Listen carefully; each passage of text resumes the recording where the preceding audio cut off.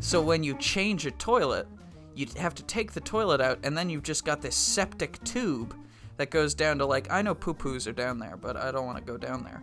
And you have to scrape all of the glue, like this waxy shit-filled glue, off the bottom of a toilet, which is not fun, especially if you're a young man and you didn't know that it was gonna have poop in it, and so you just get like a wood chisel, and you chisel it out, and it gets on your hands, and then you're like, oh god, there's poop on my hands, and you go take a shower.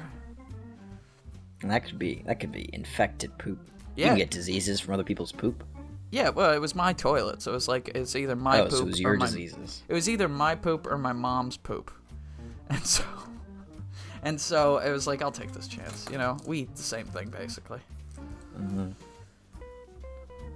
Hello, everyone, and welcome to the Very Reasonable Pilots podcast. I'm your host, Charles Long, and with me, as always, my co-host, editor, producer, co-pilot, and gunner, Jacob Gloth. We are here to pitch a TV show, an original or an adaptation of some other intellectual property. We're going to pitch it. We're going to come up with a beautiful, epic, astounding, heartfelt television program that will be served to you on a silver platter of auditory listening enjoyment. And we're changing up the rules for the next 100 at least. Oh yeah, we can now do sequels to our previous series. Yep. We can do scripts or scenes from scripts. Probably not the whole script because that would take a while. Maybe we just read it. I don't know. And we can do other things. We could do a reboot. Reboot, yes. If we hated the show we did earlier and we're like, we need to retry this. Yes. Boom, reboot. We are becoming like the Hollywood, machine that we hate so much. We're just falling back into sequels and reboots. Next thing you know. To be fair, it's because we wanted to fix what we did previously. Yeah, This is rebooting like bad movies, which is a really good idea, by the way. They should reboot some terrible movies. Like what? Give us an example of a movie that you think is bad that everyone else in the world thinks is good. They should do Thor 2. They should do Thor 2 too. That would be good. Thor 2 again, better this time. This time Natalie Portman is in it, but she's ripped again, like she is going to be in Thor 4. I assume she's not actually ripped, right? She's probably wearing muscles or something. Have you seen those set pictures? She looks pretty ripped. I can't imagine she got ripped for the role. I think she got big. I don't know if she's got like a 6-pack of abs, but she's got more muscle than I do. I saw a picture of her lats and it was like, god damn. Maybe she did. That's some commitment to a role. They're good with makeup though, so I don't know if she actually, because that's a lot of work, and I get that I don't know if this is a one movie thing, or if she's going to be in this role for a while now. But I understood Captain America and Chris Hemsworth, Captain America and Thor doing it because they're like we got at least 8 movies of this crap. Yeah. But if she's just in this one movie and that's it, that doesn't seem like a great reason to get ripped for. I just sent you a picture. Maybe they'll do a lot of. I hope they do. That would be fun if they did a lot of if Natalie Portman was in these movies a lot. But also, I feel like Natalie Portman, she's like a good actress, right? Not to say that other people in Marvel movies aren't good actresses and actors, but she's like a, film person, and it seemed like she would never want to do one of these big series again after the Star Wars prequels. So it's kind of amazing to me that they got her in. And I think that how they got her in was Taika Waititi was like, hey, I'll put you in my next movie. My next cool art house, comedy drama movie. But you have to be in Thor. Mm-hmm. That's what I think happened. But you've got an episode for us. You've got a television show that you want to tell us about. It's about a man. And he's got a bat costume on, and he fights crime because his parents were shot. Okay, I looked it up. Natalie Portman did, in fact, get ripped for this movie. Yeah, she could beat me up. Damn. I wonder how much they pay you to get ripped, right? Because they have to pay you, surely, right? That takes, months of constant training. Surely I think that they pay you, and they also pay for, your personal chef and your personal trainers and your, physio, right? They better, because that's a lot of money. And also, to get superhero ripped, that's not a workout twice a week thing. That's workout every day. every day for months and only eat like fucking chicken and rice, and that's all. And then when you get on the set, you can't drink for 3 days. Yeah, just like Rob McElhenney from It's Always Sunny in Philadelphia. Yep. Anyway, my pitch this week, Charlie. What's something we've never done before in this series? We've never kissed. Well, I meant like in the show. We're not gonna do that. You're just sparking all kinds of awful fan fiction that might be written. Man, I would love it if we had fan fiction. If there is any, you've probably written it because you're a freaking weirdo. I'm a freak. Anyway, what's the show we've never pitched? Kind of show. We've never pitched like a human drama about like more crazy. Come on, you got to think way outside the box. What's something what's something we've never done? An audience we've never reached. An audience we've never reached. Women. No. Maybe not you. I don't know. A TV show made for crustaceans. It's like a television show made for like crabs and lobsters. Preschoolers, Charlie. Oh, preschoolers. Okay. I have written a preschool show. Yes. Oh my God. Yes. What is it about? Because you can get away with way more weird stuff in shows for kids than you can with shows for adults.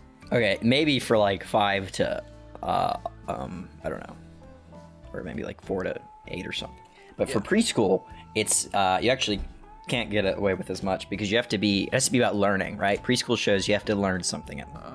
Yeah. Okay. Because they're kids, they gotta learn. They have to learn things. I understand. Yeah. So, and a skill that I feel like I would have liked to learn better as a kid is how to draw. Oh, and I think kids would like that as well. You know, see, it's not just about drawing. There's social lessons too. Mm-hmm. I looked up some preschool curriculums. I actually put a lot of effort into this because I looked up curriculums to try to figure out what kids are supposed to learn in preschool. Mm-hmm. And looked at some preschool shows to see what they do.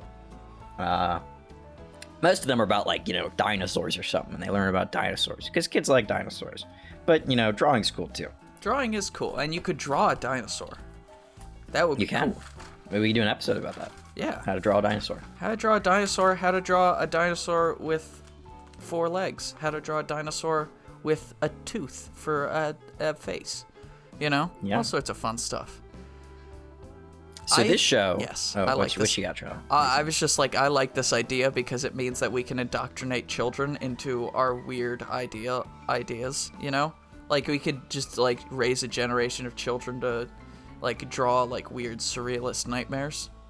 They're kids, so we're gonna start off with very basic shapes. Oh yeah. And move up. I think my pilot episode is how to draw a rocket ship using squares, triangles, and cylinders. Mm-hmm. Okay. They're preschoolers, Charlie. They don't know how to do anything. I'm not gonna make them draw Picasso paintings. No, I want to make them draw like a picture of like themselves, but all of their like skin has been replaced with teeth. And, like, instead of hair, they have, like, I don't know, let's scare kids. Fingernails or something. I don't know. You know kids are scared easily, right? This is why the what's it called? This is why I don't have a job. The education people in our at this animation studio will fire you immediately. They'll be like, Jake, I mean, we like the idea for the show, but, I mean, this Charlie guy, right? Like, the stuff he's trying to get kids to watch is just insane. It's a lunatic. We showed it to, like, test audiences, and every kid walks away crying. But it's brutal. It means they like it. I think we emotionally scarred several kids that watched this episode. Uh-huh. That's what I'd say. Okay, gonna cut that out, because this is a PG episode. Oh, yeah, this is a episode. Pansies. Bunch of pansies. No, you can't say that either. How about little babies? I'm cutting you out completely from this episode. It's just me talking. That would be funny. Anyways, so I've got kind of like a Blue's Clues vibe here, but not entirely. What I mean by that is we've got a central sort of person, live action character. His name's Bart the Artist. Yeah. The show's called Artisto, by the way. Artisto. All right, cool. Bart the Artist.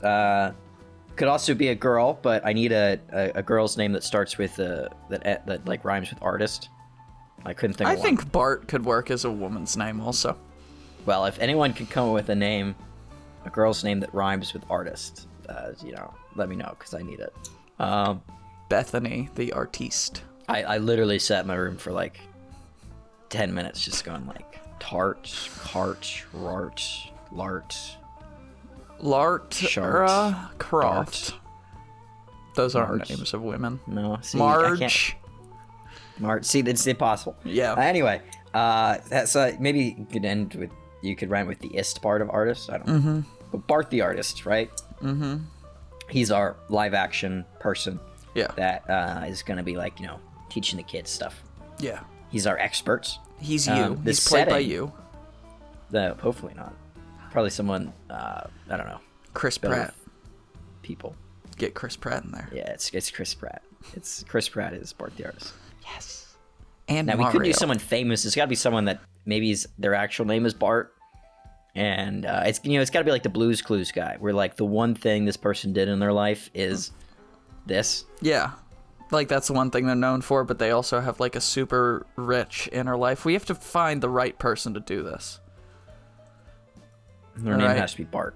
And their name has to be Bart legally. And if it's not, they can change it, but we're not talking to them until their name is Bart. Yep. Yeah. Anyway, the setting is in Bart's art studio. Woohoo! Oh. It's a very small place. It's like a studio apartment, really small, probably like 500 square feet, right? But Bart can paint new places. All the walls are big canvases, except for the wall that has the door. Yeah. And he can paint new places and jump into them. That's fun. And That then it sounds switches to super like an fun. animated show and he jumps out. And Bart stays live action the whole time. And I'm assuming, like, it's a live Well, action when he apartment. jumps in, it's probably animated. I haven't really thought about. Okay. I've kind of gone back and forth. I think he could be, like, with a green screen behind him and everything around him is animated, but he's normally him. Yeah. Or it could be he's animated in that world. And Both kind of work. I'm okay with either. And depending on what company we get to pick this up, he could go visit a bunch of, like, old animation. Like, wouldn't it be fun if Bart the Artist, if this was a Disney show, and Bart the Artist went and, like, visited Timon and Pumbaa? Right? And like, they taught him how to draw water or something. yeah, they taught him how to draw, like, some cool African thing. That'd be cool if you could go into, like, see the old characters of other shows and they could help teach you how to draw things from their show. Yeah. Yeah, and we could start, okay, here's how I'm imagining the intro, right? It's like smooth jazzy, like right? And you're just like going around New York City, seeing all these people, and it's just Bart the Artist. He's walking down the street, he's waving at people, saying hi to his neighbors, right? He goes up the stairs real quick, sees his apartment. It's just this white wall, and it's got his name on it, and he takes his paintbrush out of his jacket and he paints himself a door. And then he walks into the apartment, and that's how it ends. It's like Bart the Artist. But Artizzo. some of the other characters we got Rob, the supplies guy. But Rob is the character that shows up every once in a while to bring new supplies to Bart. He'll bring things like an eraser for lessons and stuff, or like new paint or something like that. Whenever they need something to complete a task, and they're like, well, we don't have this. What are we supposed to do? They'll be like, we'll call Rob, the supplies guy. And Rob will come through the door and be like, I'm Rob, the supplies guy. He'll open his coat. It's all these cool stuff. Yeah. Give him something. It would be funny if, like, each time Rob... He's like the backpack of Dora. Yeah, he showed up. It dude. played the same, like, theme. Like, ding, like the same little theme sting, but he always arrived into the room in a different way.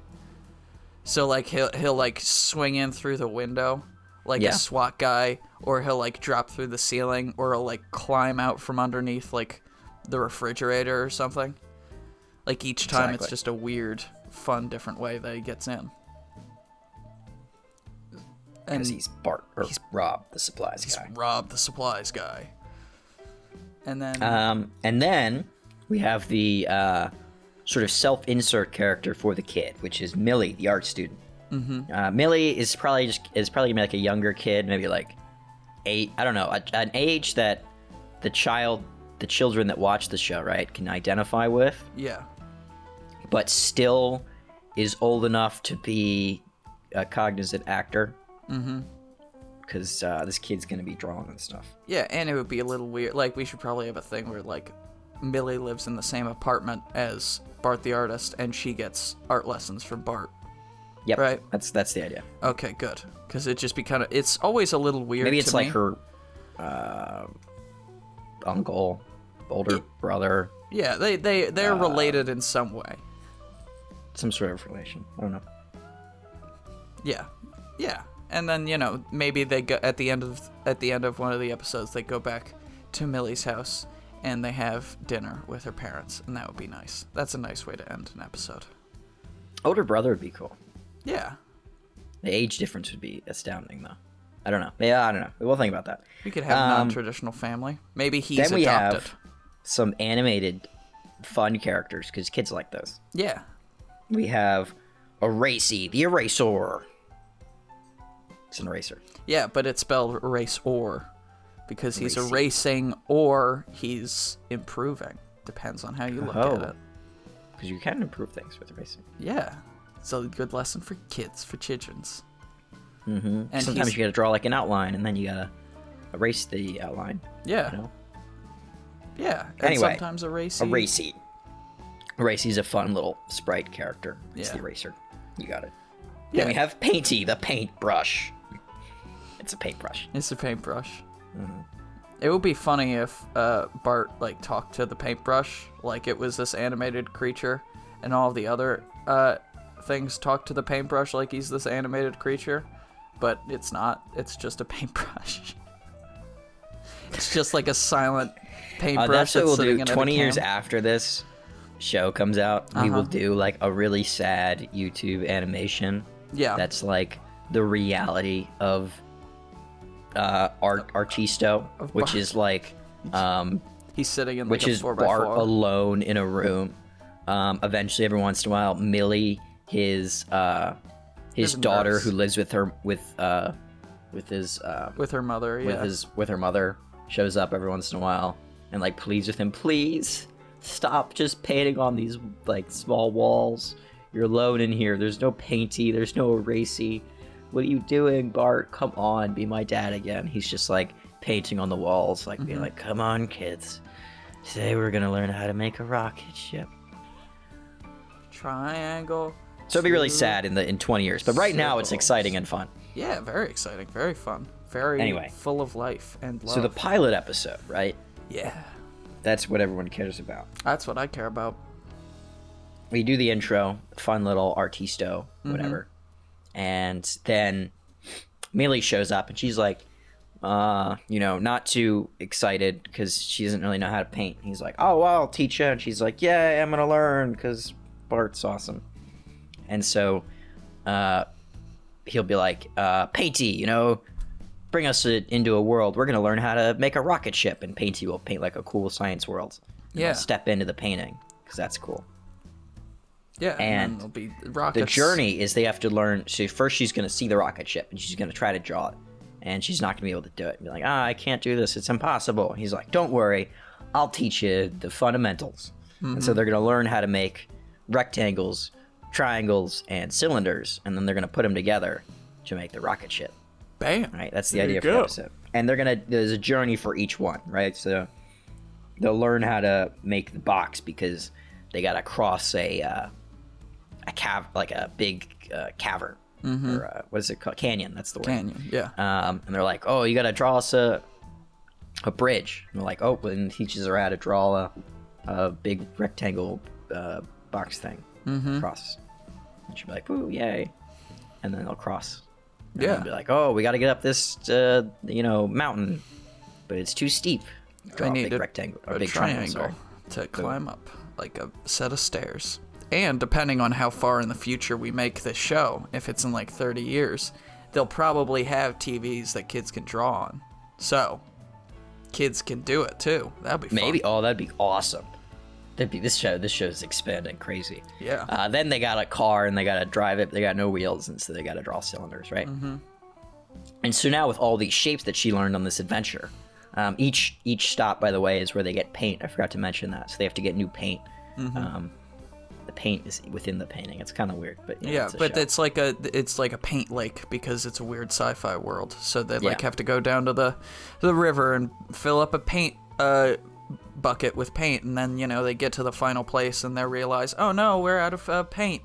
buckets, so they have to draw a new one, and that's how they get the cylinder. You know? Oh, I was saying the cylinder's wheel, but I like that one too. Yeah, well, the wheel's kind of like a circle, right? I don't know. Wheels are small cylinders.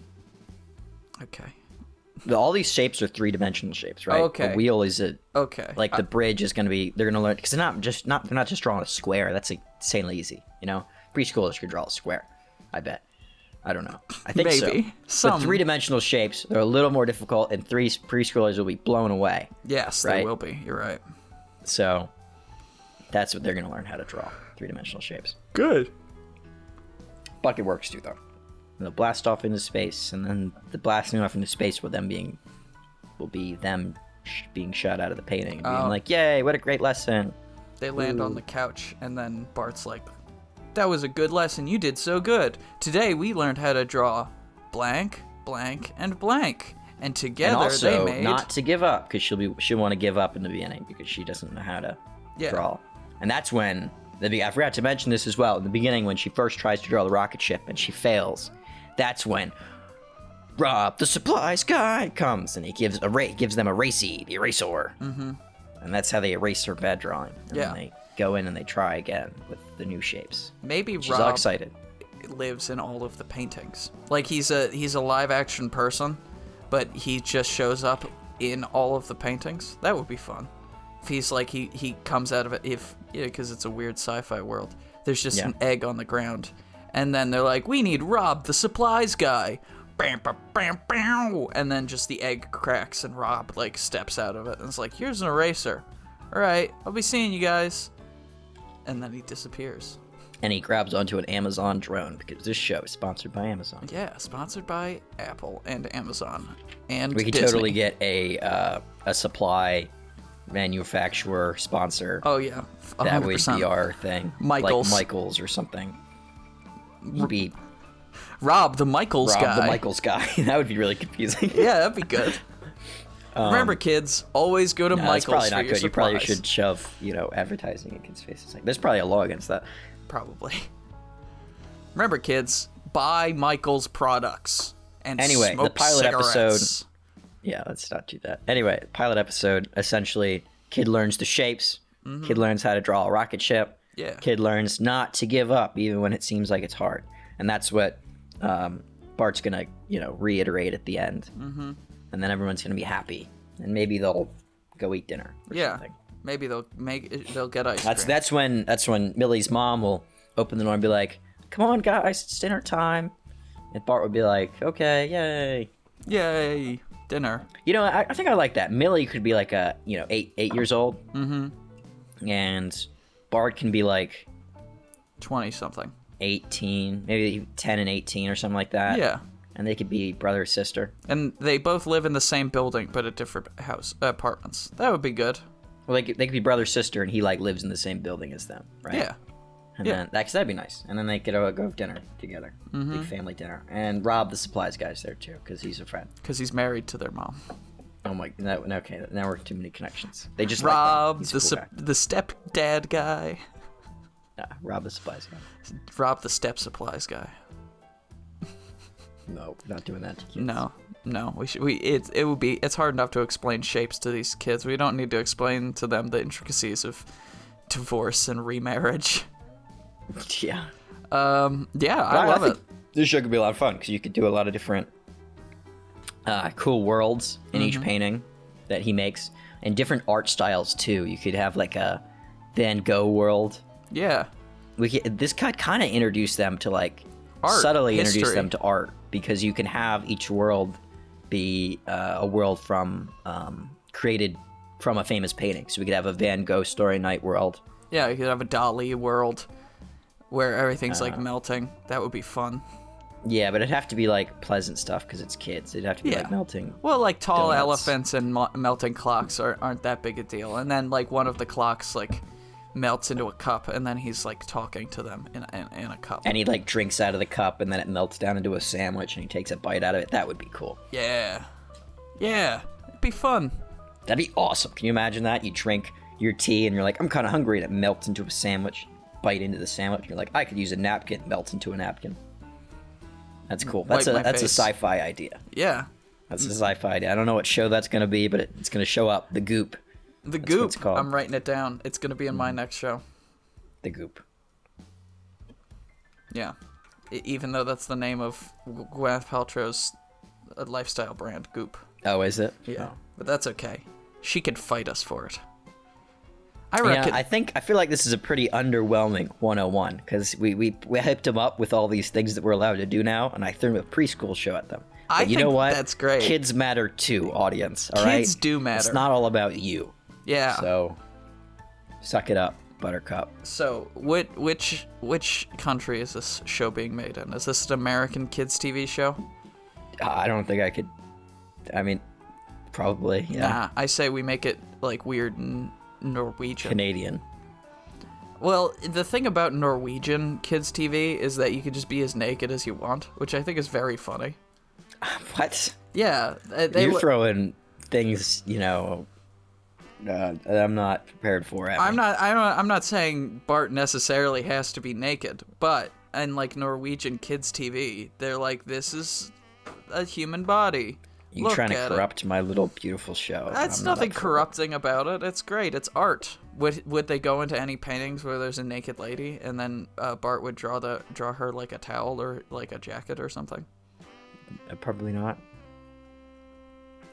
Close your eyes. They'll probably go into nice, pleasant paintings, like that one picnic that's all dots. I don't remember what it's called. It's at the Dot picnic of Legrand shot, something like that. I don't remember. Legrand, something. Something Legrand shot. Sunday. It's French. We get it. Dots in French. And God, it's killing me. What is that painting called? And now it's basically just like a Snapchat filter, probably. That painting. Probably. We could do so many. A Sunday on Legrand shot. I was really close. You were really close. I was much more far away. Yeah. But we could do so many brand integrations. Sunday afternoon on the island of Legrand shot.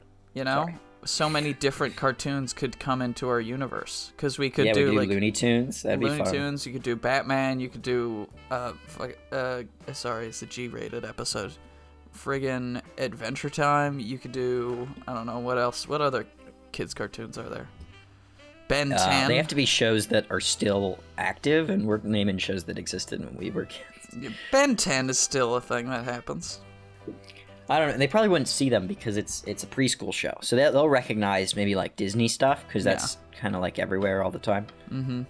How about we get Iron Man in for one episode? It's the only Disney show. I'm assuming it's a Disney show. We get Iron Man in for one episode. He's been resurrected, but just for this, and he's not in anything else. Played by Robert Downey Jr. It's $50 million for that episode. Yep. Biggest budget on any Artisto episode. On any preschool children's programming, the biggest Bart budget. can't show up today, so we got Robert Downey Jr. We got Robert Downey Jr. in the Iron Man suit, but not not the CGI one. It's just he's in like the little green ping pong ball suit and like red leggings. And it's just Robert Downey Jr. It's like, hey everybody, I'm so rich. I'm so rich you wouldn't even believe it. Did you see Doolittle? No, neither did anyone. Please see Doolittle. I need to know that I'm not just Tony Stark. Other people will see me in other films. What? You telling me you didn't see The Judge? He's in Oppenheimer. Is he? Oh yeah, he is. I am going to see that also. Yeah, you probably won't. You'll probably look up what happened. I know what happened. Remember this guy, I'm ripping on Charlie now. This guy has not seen Multiverse of Madness, by the way, which came out last week. I haven't seen Multiverse of Madness or Everything Everywhere All at Once. And he's looking up what happened. I don't care about what happened in Multiverse of Madness. Thank you, everyone, for listening to the Very Reasonable Pilots podcast. I've been your host, Charles. Along with me, as always, been my co-host, editor, producer, co-pilot, and gunner, Jacob Cloth. If you liked the pitch that we had today and you want to hear more different, exciting pitches, please give us a like, a follow, subscribe, tell your friends, tell your family, tell your dog, tell your cat, tell anyone who will listen. Go out into the streets and yell it Yell it at the top of your lungs. Listen to the Very Reasonable Pilots podcast, and please, please, dear Lord, leave a 5-star review, or else Jake and I will get the cattle prod again. And I don't want to do that. I don't want to do that to young Jacob.